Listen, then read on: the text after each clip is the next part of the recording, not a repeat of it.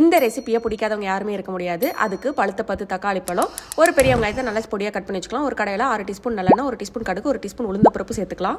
பூண்டு 10 பல் இடிச்சு சேர்த்துக்கலாம். நல்லா வதக்கி விட்டுக்கோங்க. இது கூடவே அரிஞ்சு வச்ச வெங்காயத்தையுமே சேர்த்து நல்லா வதக்கிக்கலாம். இது கூட ஒரு கொத்து கருவேப்பிலை சேர்த்து நல்லா வதக்கிக்கோங்க. இப்போ மசாலா ஆட் பண்ணிடலாம். 1 டீஸ்பூன் பெருங்காயம், 1/2 டீஸ்பூன் மஞ்சத்தூள், 2 டீஸ்பூன் மிளகாய்த்தூள் போட்டுக்கோங்க. காரம் எந்த அளவுக்கு தேவையோ அந்த அளவுக்கு நீங்கள் மிளகாய்த்தூள் ஆட் பண்ணிக்கலாம். நல்லா வதக்கி விட்டுக்கோங்க. இப்போ நம்ம அரிஞ்சு வச்ச தக்காளி பழமும் சேர்த்து உப்பு போட்டு நல்லா வதக்கிக்கிட்டே இருங்க. இதுக்கு நம்ம தண்ணி சேர்க்க போகிறது கிடையாது. அந்த நல்லெண்ணெய் அந்த தக்காளியில் இருக்க சார்லேயே நம்ம வதக்க போகிறோம்.